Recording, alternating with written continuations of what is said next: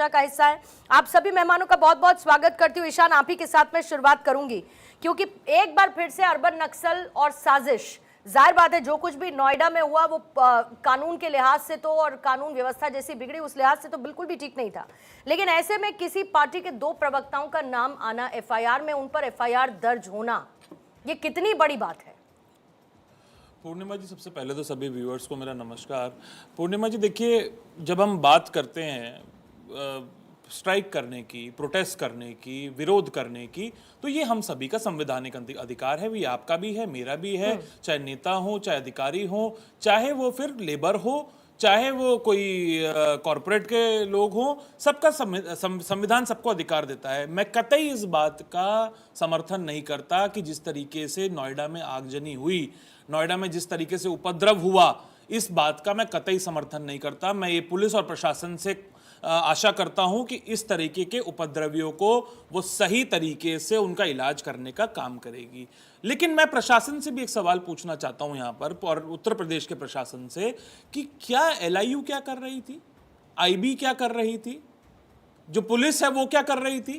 भाई, आपको पहले से ही एलआईयू वालों का काम क्या होता है? एलआईयू वालों का काम होता है कि ग्राउंड पे अगर इस तरह का कोई प्रदर्शन हो रहा है, प्रोटेस्ट हो रहा है, या चुनाव के समय भी, कि कोई चीज गलत तरीके से ना हो, किसी चीज में उपद्रव ना फैले, कोई जो उपद्रवी किस्म के लोग हैं वो चीजों को खराब करने का काम ना करें।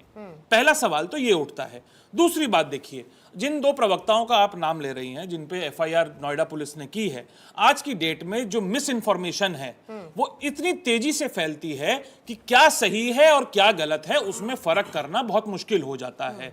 आप सिर्फ ऑपोजिशन के नेताओं पे, ऑपोजिशन पे अगर आप ठीकरा फोड़ने का काम कर रहे हैं तो कहीं ना कहीं सरकार अपनी जिम्मेदारी से भागने का काम कर रही है। सर्वप्रथम तो ये बात। दूसरी सबसे महत्वपूर्ण बात इसमें यह है कि जो लेबर लॉज जो 21 नवंबर 2025 को पास हो गए थे, उसमें धारा 9 के तहत जो नेशनल फ्लोर वेज है, यानी कि जो सबसे कम, जो केंद्र की सरकार तय करेगी कि सबसे न्यूनतम मजदूरी क्या मिलेगी, वो अभी तक सेट नहीं करी गई है। इससे ऊपर, इससे कम नहीं कर सकता कोई भी राज्य, इससे ऊपर ही कोई राज्य सेट कर सकता है। वो अभी तक क्यों नहीं करी गई है? केंद्र के सरकार इसका जवाब देने का काम करे। दूसरी सबसे महत्वपूर्ण बात, जिस तरीके से इस कानून में जो एक जॉब सिक्योरिटी वर्सेस फ्लेक्सिबिलिटी पे एक चर्चा हो रही है, क्योंकि सेक्शन जो 50 और 51 है इसका, वो ये कहता है कि भाई सैलरी स्लिप मैंडेटरी है। ठीक है, सैलरी स्लिप आपने मैंडेटरी नहीं कर, अब इसका इंप्लीमेंटेशन नहीं हो रहा है। दूसरा, इंडस्ट्रियल रिलेशन कोड जो है वो कहता है कि फ्लेक्सिबिलिटी दे रहे हैं हम। भाई कैसे फ्लेक्सिबिलिटी दे रहे हैं? ये दे रहे हैं कि 0 से लेके 300 तक अगर किसी इंडस्ट्री में मजदूर काम कर रहे हैं तो वो उनकी छटनी कभी भी कर सकती है। तो जो असंतोष है मजदूरों में लेके, वो अपनी जॉब सिक्योरिटी को लेके असंतोष है, मिनिमम वेजेस को लेके असंतोष है, और जिस तरीके से 8 घंटे की जगह 12-12 घंटे उनसे काम करवाया जा रहा है, इसको लेके असंतोष है। यहाँ की आप दिल्ली देख लीजिए, एनसीआर भाई कैटेगरी ए में आता है। आपको पता है कितने खर्चे होते हैं, किराया कितना ज्यादा बढ़ गया है, खाने का खर्चा कितना बढ़ गया है इस समय, और आपको पता है कि 300 रुपए, 400 रुपए, 500 रुपए प्रति किलो गैस सिलेंडर, सब गैस मिल रही है। देख रहे हैं सामने स्क्रीन पर, आप चैट्स और ऑडियोज देख रहे हैं। मतलब कहने का मतलब ये है, और बहुत सिंपल सी ईशान ये बात है कि मान के चलिए कि कहीं पर आग लगी है, अब आप उधर जाएंगे तो आप पानी लेकर जाएंगे या आप पेट्रोल लेकर चले जाएंगे?